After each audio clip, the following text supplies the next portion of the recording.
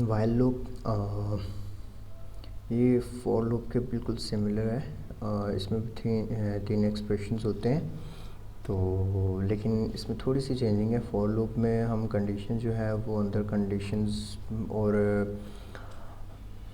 تین ایکسپریشنز جس میں ہم ویریبل ایکسپریشنز کنڈیشنز انکریمنٹس وغیرہ جو ہے نا ہم ایک ہی لائن کے اندر دیتے ہیں. بٹ وائل لوپ میں تھوڑی سی ڈفرینٹ کنڈیشنز ہیں اس میں, ٹھیک ہے, تھوڑا سا اسٹیٹمنٹ ڈفرینٹ ہے. لائک ہمیں سب سے پہلے ہمیں جو ویریبل ہے ویریبل باہر ڈیفائن کرنا پڑتا ہے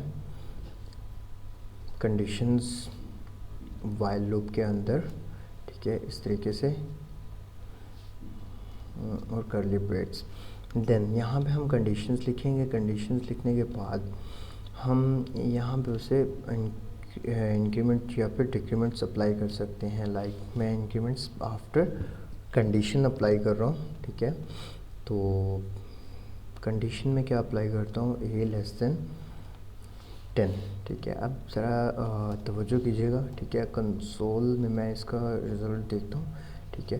تو یہ مجھے کیا انفارمیشن دیتا ہے, کچھ اس طریقے سے. میں ای کی ویلیو کو, سوری میں نے یہاں پہ ڈالر سائن نہیں ڈیفائن کرنا تھا, اے, ٹھیک ہے. تو میں اس کا رزلٹ چیک کر لیتا ہوں اس طریقے سے, ٹھیک ہے. کنسول, یہ میرے پاس رزلٹ شو ہو رہا ہے, ٹھیک ہے. 10 ونس سے لے کے 10 ٹائمز تک, ٹھیک ہے. تو یہ چیک کریں, میرے پاس میں نے کنڈیشنز اپلائی کیا ہے, ٹھیک ہے. تو اب دیکھیں 0 سے سٹارٹ کر رہا ہوں تو دیکھیں یہ مجھے 1 نمبر ڈیجٹ سے ویلیوز دے رہا ہے, لائک اس طریقے سے